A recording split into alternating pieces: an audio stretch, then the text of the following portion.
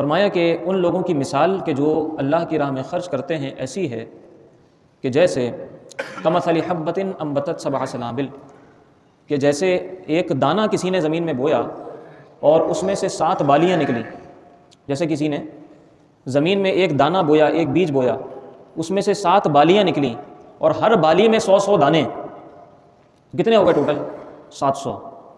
ایک دانہ بویا تھا، ایک بیج بویا تھا، اس میں سے 7 بالیاں نکلیں، ہر بالی میں 100 دانے ہیں، تو ایک بیج کے بدلے میں 700 عطا ہو گئے۔ فرمایا واللہ یضاعف لمن یشاء، یہ تو وہ ہے کہ جو ہم انفاق فی سبیل اللہ والے کو عطا کرتے ہیں، لیکن اگر اللہ چاہے تو اس سے بھی زیادہ کسی کو عطا فرما دے۔ اللہ کے ہاتھ تنگ تو نہیں ہے، اللہ تعالیٰ تو کشادگی والا ہے۔ وقالت الیہود ید اللہ مغلولہ، قرآن میں فرمایا نا کہ یہود کہتے ہیں کہ اللہ کے ہاتھ تنگ ہیں، غلت ایدیہم ولعنوا بما قالوا بل یداہ مبسوطتان ينفق کیف یشاء، اللہ کے ہاتھ تو کشادہ ہیں، اللہ جس طرح چاہتا ہے خرچ فرماتا ہے، اللہ جس طرح چاہتا ہے لوگوں کو عطا فرماتا ہے۔ تو اللہ رب العزت کی رحمت تو بہت کثیر ہے، اس کے خزانے بھرے ہوئے ہیں۔ ہم سے اگر کوئی یہ کہے، کوئی مالدار شخص ہو، ہم سے کہے کہ بھائی آپ مجھے 100 روپے دے دو اور کل مجھ سے 700 گنا لے لینا، آپ مجھے 10 روپے دے دو کل 700 گنا لے لینا، تو شاید ہی کوئی بے وقوف ہوگا جو یہ سوچ کے چھوڑ دے گا کہ بھائی بڑا گھاٹے کا سودا ہے، اور اگر چھوڑ دے گا تو 2 ہی باتیں بلکہ 3 باتیں ہوں گی، یا تو اس کے پاس 100 روپے ہوں گے نہیں، یا ہوں گے تو سامنے والے کے اوپر اس کو بھروسہ نہیں ہوگا کہ پتہ نہیں یہ ویسے دے گا بھی کہ نہیں دے گا، ایسا نہ ہو کہ میرے یہ 100 روپے بھی چلے جائیں، کوئی ڈبل چھا والا چکر نہ ہو، تو یا تو سامنے والے کے اوپر اعتبار نہیں ہوگا، یا پھر اپنے پاس پیسے نہیں ہوں گے، یا پھر یہ کہ پیسے بھی ہوں گے اعتبار بھی ہوگا لیکن ابھی خرچ کرنا چاہتا نہیں ہوگا، اس کی کوئی اور مجبوری ہوگی، اسی طرح کے کچھ ریزنز ہو سکتے ہیں۔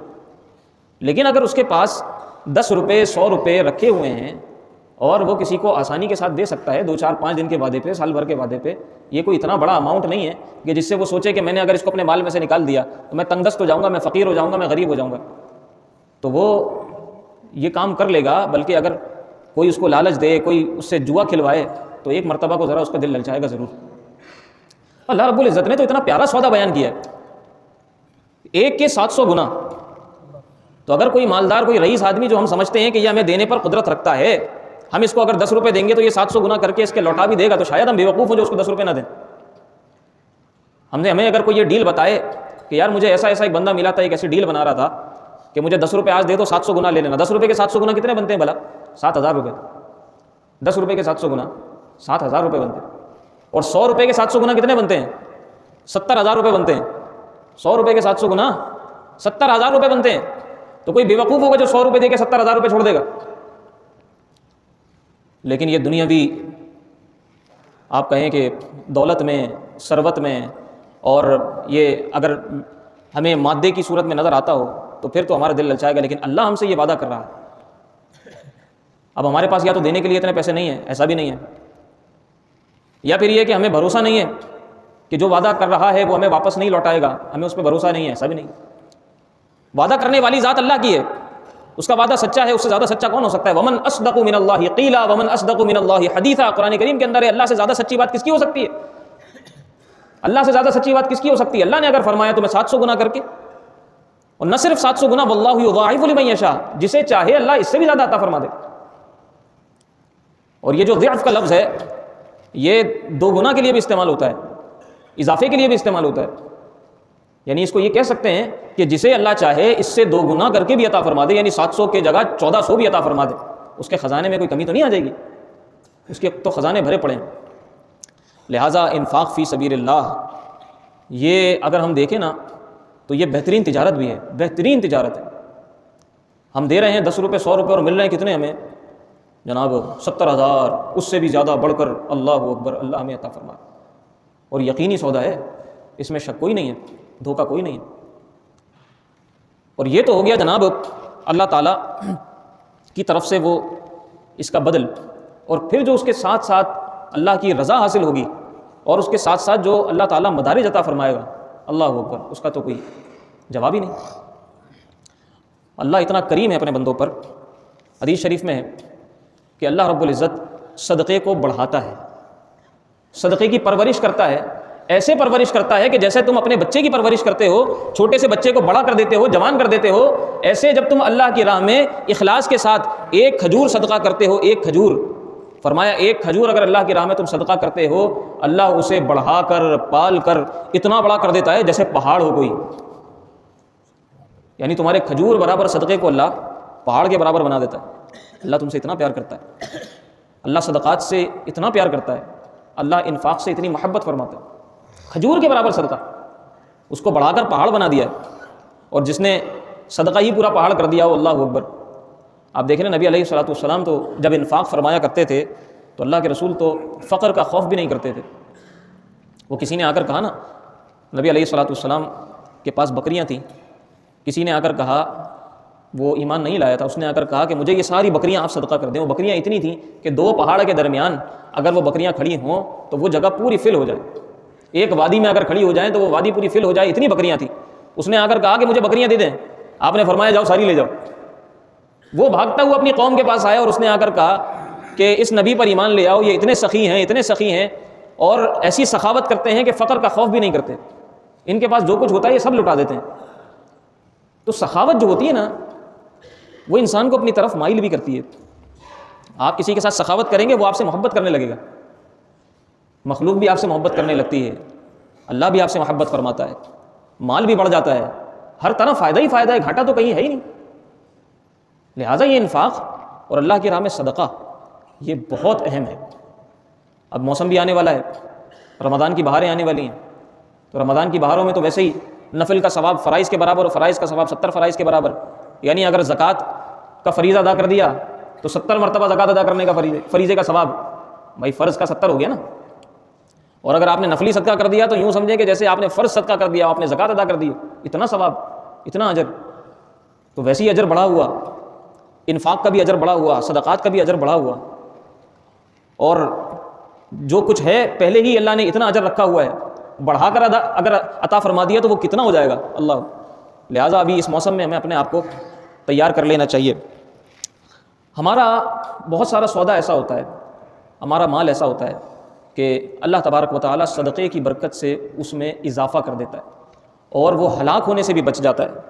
ہم دیکھتے ہوں گے کہ یار ایک شخص سے کام کرتا ہے، کاروبار کرتا ہے، ٹھیک ہے، اس کا گزر بسر ہوتا رہتا ہے، لیکن اس کا مال وہ حادثات سے، جلنے سے محفوظ رہتا ہے. اس کے اندر ایک بہت بڑی وجہ ہوتی ہے اللہ کی راہ میں خرچ کرنے کی. ایسے لوگ جو صدقات کرتے ہیں ان کا مال تلف ہونے سے محفوظ رہتا ہے، ان کا مال ہلاک ہونے سے محفوظ رہتا ہے. بلکہ اللہ تبارک و تعالیٰ ایسے اسباب بھی عطا فرما دیتا ہے کہ اگر اس کو دنیاوی طور پر کوئی مشکل بھی بظاہر آ رہی ہو، اللہ کی طرف سے ایسے اسباب بن جاتے ہیں کہ اس کی مشکلات دور ہو جاتی ہیں. نبی علیہ الصلوۃ والسلام نے ایک واقعہ بیان فرمایا ہے، حدیث شریف کے اندر یہ واقعہ ہے کہ ایک شخص کہیں سے گزر رہا تھا، اس نے بادل کو دیکھا.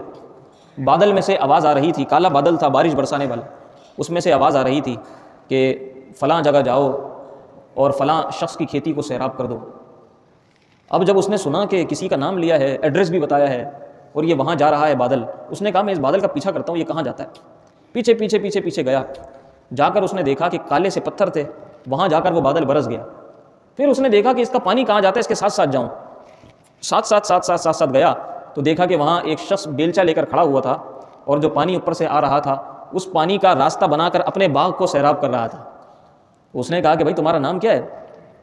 تو اس نے وہی نام بتایا جو بادلوں میں اس شخص نے سنا تھا. تو یہ بڑا خوش ہوا، اس نے کہا کہ چلو میری اس شخص سے ملاقات ہو گئی، اس سے راز تو پوچھوں کہ یہ ایسا کیا کام کرتا ہے کہ بظاہر تو بظاہر خشکی ہے، لیکن اللہ نے اس کے لیے ایسا انتظام کر دیا ہے کہ ایک بادل آ گیا ہے پانی لے کر، اس نے آ کر یہاں پر برسات نازل کر دی ہے، وہ یہاں پر برس گیا ہے، پانی برسا دیا ہے. اللہ نے اس کے لیے ایسا انتظام کر دیا ہے کہ خشک سالی کے اندر بھی اللہ نے پانی سے بھرا ہوا بادل بھیج دیا ہے اور بادل نے آ کے اس کے باغ کو سیراب کر دیا ہے. اس سے ذرا راز تو پوچھوں یہ کیا کرتا ہے. تو جب اس نے ساری بات بتائی، اس نے کہا کہ ٹھیک ہے، تمہیں میرے بارے میں اتنا پتہ چل گیا ہے تو چلو میں تمہیں یہ راز بھی بتا دیتا ہوں. میں یہ کرتا ہوں کہ جب اس باغ کی کھیتی ہوتی ہے، جب اس کی فصل نکلتی ہے، میں اس کے 3 حصے کرتا ہوں. ایک حصہ میں اللہ کی راہ میں خیرات کر دیتا ہوں، ایک حصہ میں اپنے گھر والوں کے لیے رکھتا ہوں کہ اس میں سے کھائیں میرے بچے، اور ایک حصہ جو ہوتا ہے وہ میں بیچ کر واپس اسی کے اوپر لگا دیتا ہوں تاکہ میں اگلے سال دوبارہ فصل کر سکوں. تو میں جو ہے نا وہ 3 حصے کرتا ہوں، اور 3 حصے کرنے کے بعد ایک حصہ میں پورا کا پورا یعنی 1/3 اٹھا کر وہ پورا کا پورا کیا کرتا ہے اللہ کی راہ میں دے دیتا ہے. اچھا ہم اگر سوچیں نا تو ہم بہت کچھ خرچ کر سکتے ہیں، لیکن ایک دم ہمارا ہاتھ رک جاتا ہے، جیسے جیب میں ہاتھ ڈالتے ہیں ایک دم ہاتھ رک جاتا ہے، جیسے ہی خیال کرتے ہیں یار کسی کی مدد کرنی ہے، کسی نے ہم سے پیسے مانگے، ایک دم بہت سارے کام ہمارے ذہن میں چلنے شروع ہو جاتے ہیں، ابھی تو مجھے یہ بھی کرنا ہے، ابھی تو مجھے گھر میں بھی کام کروانا ہے، ابھی تو مجھے فلاں کی شادی میں بھی پیسے دینے ہیں، ابھی تو یہ بھی کرنا ہے وہ بھی کرنا ہے، اتنے سارے کام ذہن میں آ جاتے ہیں۔ پھر انسان بولتا ہے کہ اگر میں نے اس کو پیسے دے دیے تو میرا تو ہاتھ تنگ ہو جائے گا۔ قرآن کہتا ہے الشیطان یعدکم الفقر ویأمرکم بالفحشاء واللہ یعدکم مغفرۃ منہ وفضلا واللہ واسع علیم۔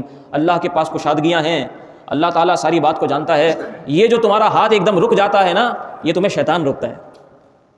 فرمایا ایک دم جو خرچ کرنے سے تم رک جاتے ہو نا، الشیطان یعدکم الفقر، شیطان تمہیں فقر کے چکر میں لگا دیتا ہے کہ تم تنگ دست ہو جاؤ گے، اس کو دے دیا تو تم کھاؤ گے کہاں سے، تم فلاں کام کہاں سے کرو گے، یہ سب تمہیں شیطان سکھاتا ہے۔ اللہ تعالیٰ تو تمہیں ہمیشہ غنا کی بات کرتا ہے، فضل کی بات کرتا ہے، اللہ تم سے وسعتوں کی بات کرتا ہے، اللہ خود بھی کشادگی والا ہے، اللہ تمہیں کشادگی کا ہی درس دیتا ہے۔ بلکہ فرمایا کہ والذین ينفقون اموالهم باللیل والنہار سرا وعلانیۃ فلہم اجرہم عند ربہم ولا خوف علیہم ولا هم یحزنون۔ جو لوگ ہر وقت لٹاتے رہتے ہیں، رات کو بھی لٹاتے رہتے ہیں، دن کو بھی خرچ کرتے رہتے ہیں، وہ لوگوں کے سامنے بھی خرچ کرتے رہتے ہیں، چھپا کے بھی خرچ کرتے رہتے ہیں، ان کی عادت بن جاتی ہے خرچ کرنا۔ تو ہم سوچیں گے یار ایک بندے کی عادت ہے ہر وقت ہی خرچ کرتا رہتا ہے، ہر وقت ہی صدقہ کرتا رہتا ہے، ہر وقت ہی لٹاتا رہتا ہے مخلوق پر، ہر وقت اللہ کی راہ میں خرچ کرتا رہتا ہے۔ اگر کوئی دنیاوی مائنڈ سیٹ سے سوچے تو وہ کہے گا کہ یار اس کے پاس پیسے بچتے کہاں ہوں گے، یہ تو ہر وقت پریشان رہتا ہوگا، یہ تو ٹینشن میں رہتا ہوگا۔ جبکہ اللہ فرماتا ہے، قرآن یہ کہتا ہے کہ جو شخص ہر وقت اللہ کی راہ میں خرچ کرتا رہتا ہے، ہر طرح سے خرچ کرتا رہتا ہے، دن کو بھی خرچ کرتا ہے، رات کو بھی خرچ کرتا ہے، چھپا کے بھی خرچ کرتا ہے، لوگوں کے سامنے بھی خرچ کرتا ہے، فرمایا کہ فلا خوف علیہم ولا هم یحزنون، ہر قسم کے خوف سے بھی اللہ اس کو آزاد کر دیتا ہے اور وہ ہر قسم کے غم سے بھی آزاد ہو جاتا ہے۔ اس کی زندگی سے غم ہی ختم ہو جاتا ہے، اس کی زندگی سے خوف ہی ختم ہو جاتا ہے جو اللہ کی راہ میں خرچ کرتا رہتا ہے۔ لہٰذا ہمیں چاہیے کہ انفاق فی سبیل اللہ کی طرف توجہ کریں، خصوصاً ماہ رمضان کی آمد ہے۔ ماہ رمضان میں جو اللہ نے جو کچھ ہمیں دیا ہے وہ ہم اللہ ہی کی راہ میں لگا دیں، اللہ ہی نے دیا ہے، اللہ ہی کے بندوں پر اس کو لوٹا دیں۔ اللہ رب العزت عمل کی توفیق عطا فرمائے، ہمارے مال میں برکتیں عطا فرمائے۔